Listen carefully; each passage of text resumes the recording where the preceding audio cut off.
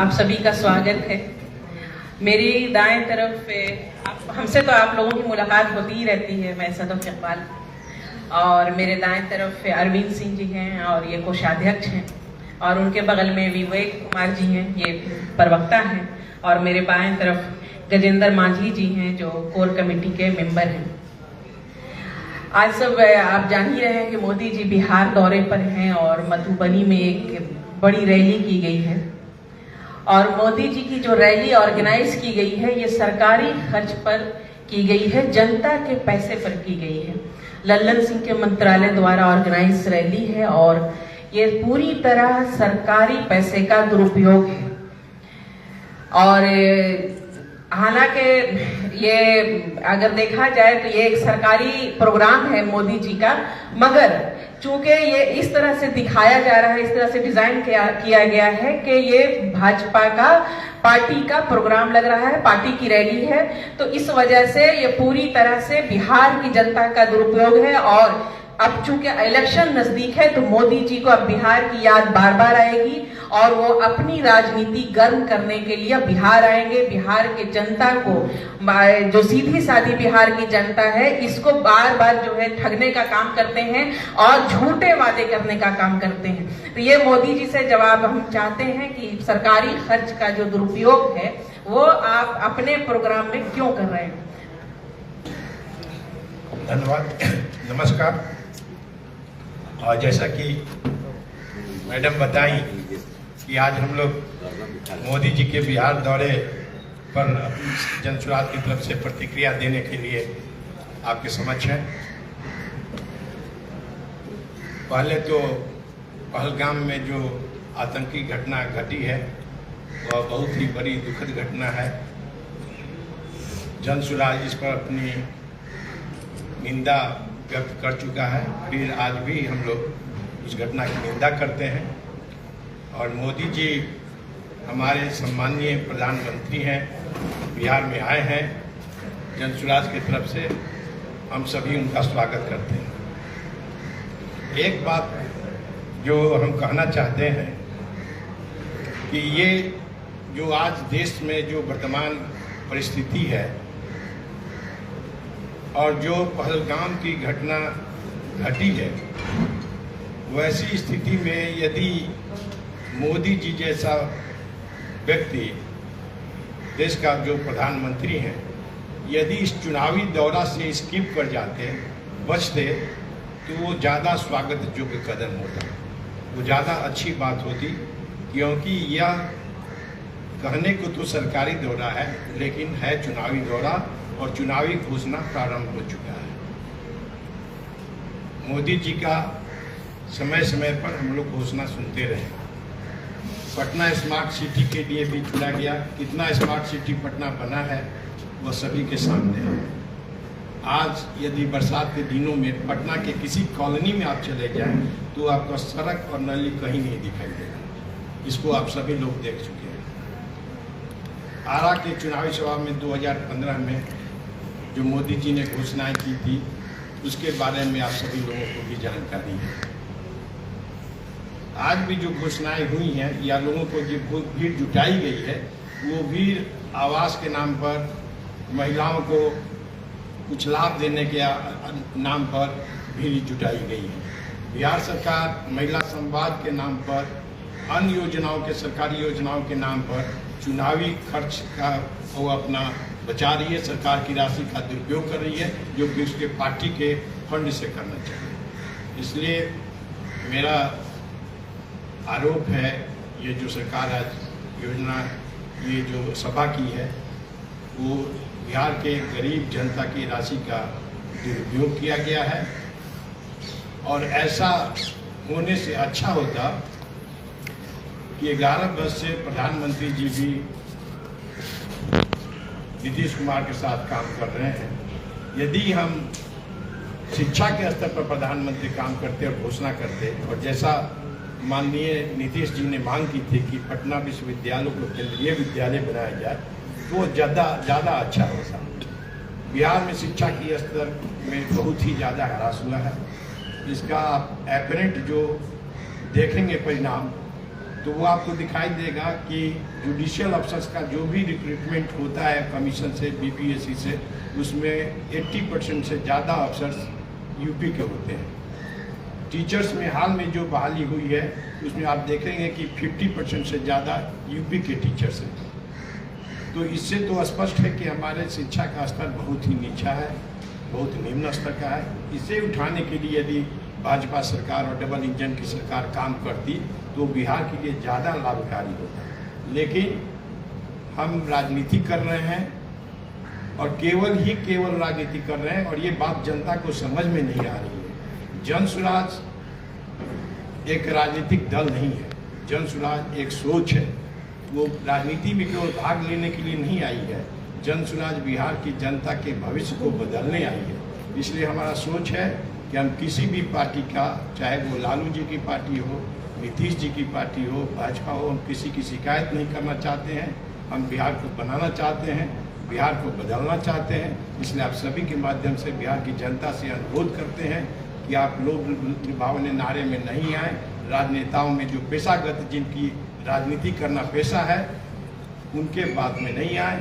एक बार आप जन स्वराज को मौका दें और जन स्वराज देखिए बिहार बदल पाता है कि नहीं पाता है। नीतीश जी 5 से 10 के बीच में बहुत अच्छा काम किए थे और जनता ने 2010 में उनको जो मौका दिया वो सही मौका दिया था, क्योंकि उनके काम के आधार पर था। लेकिन 2015 में जो जनता ने नीतीश जी को मौका दिया वो हमारा गलत डिसीजन था। वो इसलिए गलत था कि नीतीश जी उनके साथ गए थे जिसको वो जंगल राज कहते थे। लेकिन जनता ये बात समझ नहीं पाती है और किसी को 15 बरस, किसी को 20 बरस आंख मूंद कर जातीयता के आधार पर, ग्रुप के आधार पर बिहारी जनता काम करती है, जिसका नतीजा है कि इतने 75 वर्षों के बाद भी जो बिहार एक बार किसी श्री कृष्ण सिंह के शासन में बेस्ट गवर्नड स्टेट था, आज वर्स्ट गवर्नड स्टेट हो गया है। इसलिए हम आपके माध्यम से जनता को कहना चाहते हैं कि जगिए, समय को पहचानिए, नेता को पहचानिए और जन स्वराज को एक बार मौका दीजिए। हम बिहार बदलेंगे, हम शासन व्यवस्था बदलेंगे और नई सोच के साथ हम आए हैं। आप एक मौका दीजिए। धन्यवाद। आप बोलिए।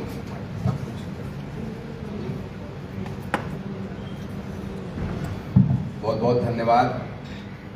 पहले तो आप जो साथी आए हैं उनका बहुत बहुत धन्यवाद। और जैसा कि सर ने कहा और मैम ने भी कहा, हम लोग यहाँ पर राजनीति को बदलने आए हैं और राजनीति का जो मूल मतलब है कि समाज के जो हितधारक हैं, स्टेक होल्डर हैं, उनके बातों को, उनके समस्याओं को उठाने का काम है। वही तो राजनीति है और वही प्रशांत जी कर रहे हैं।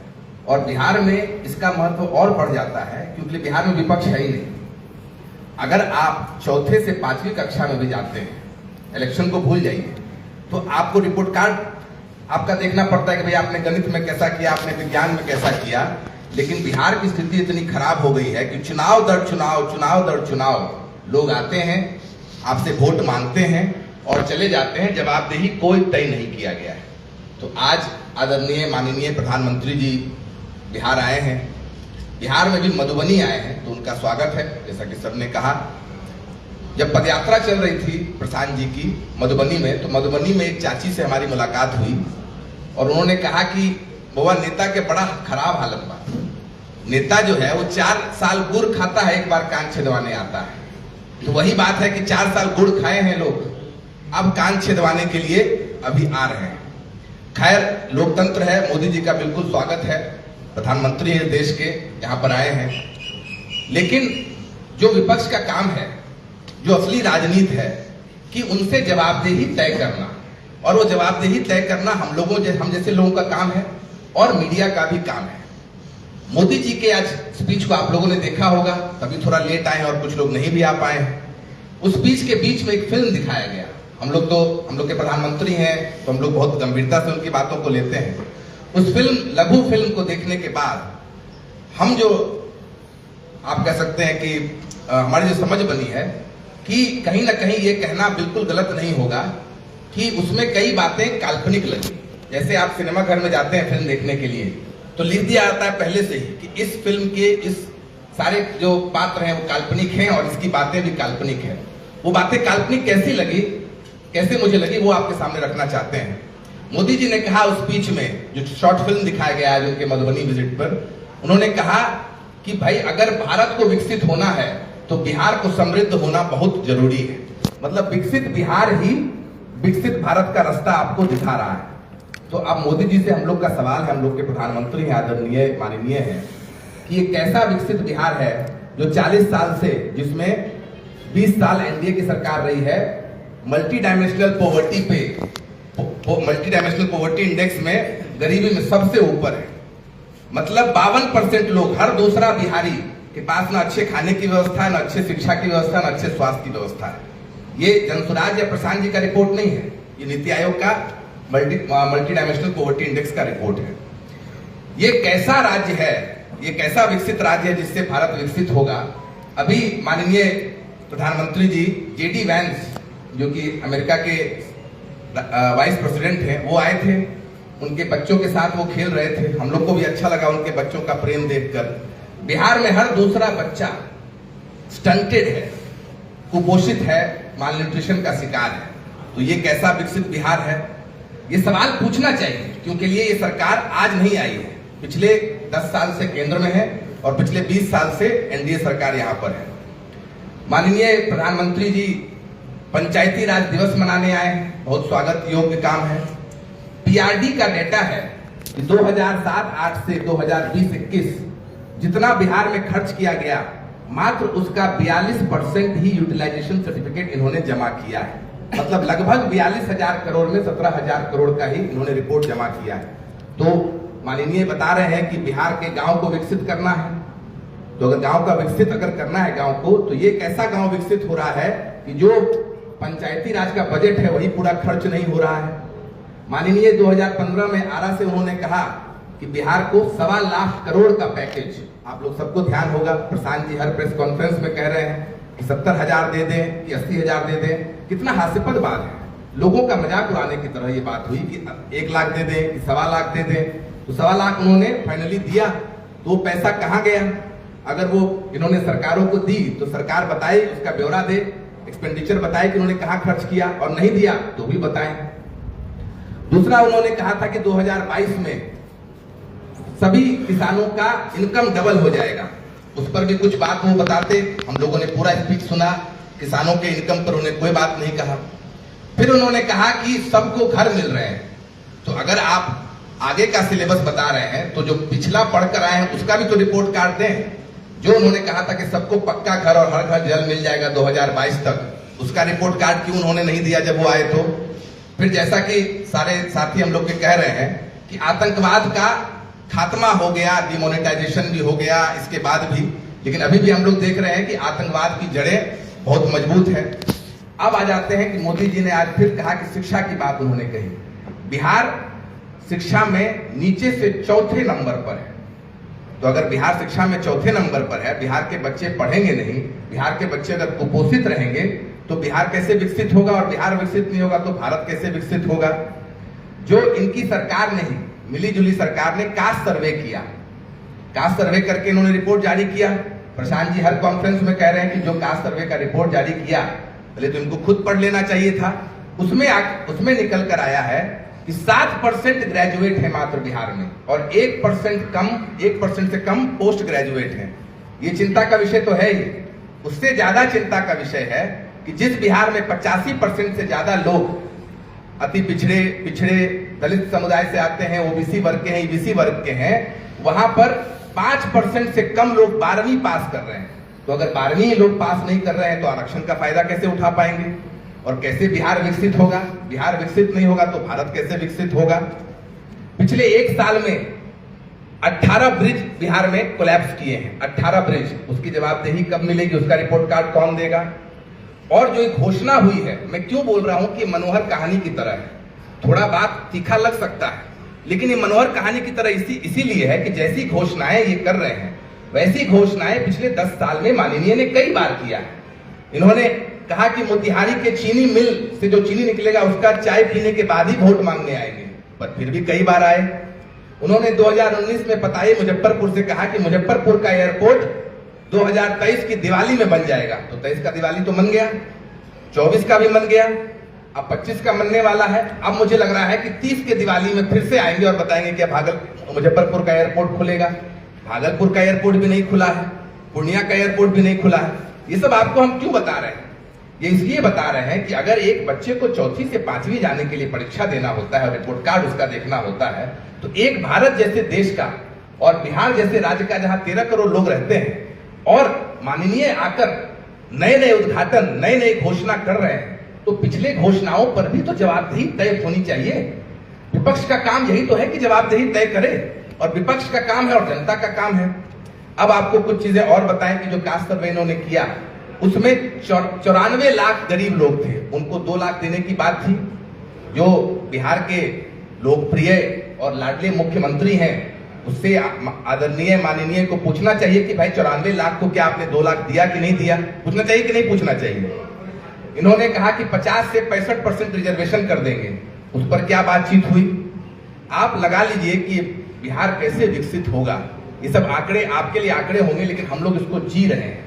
जहां पर 36% लोग, मतलब 10 में से 4 आदमी 6,000 रुपया से कम कमा रहा है। बिहार विकसित राज्य कैसे होगा कि मात्र 100 में से 4 आदमी 50,000 का मुंह देख रहा है। तो मैं आखिर में इस बात को कहूंगा, और इस बात को मैं व्यक्तिगत रूप से कह रहा हूं, जनसुराज की तरफ से नहीं, व्यक्तिगत रूप से, क्योंकि हम लोग यहाँ राजनीति करने नहीं आए, राजनीति की दिशा को बदलने आए। हम लोग का कोई राजनीति में नहीं है कि भाई बिहार की जनता को मूर्ख समझना बंद करे, सरकार की जवाबदेही बने, और ये लाभार्थी कह के बिहार की जनता के डिग्निटी पर ठेस न पहुंचाए। अरे लाभार्थी तो यहाँ की सरकारें हैं, बिहार की जनता के पैसे से हेलीकॉप्टर में घूम रहे हैं, बिहार की जनता के टैक्स से सभाएं कर रहे हैं, बिहार की जनता के टैक्स से चुनाव प्रचार कर रहे हैं। तो जो बिहार की जनता के माध्यम से आपके कोष भर रहे हैं, उसको आप लाभार्थी कैसे बोल रहे हैं?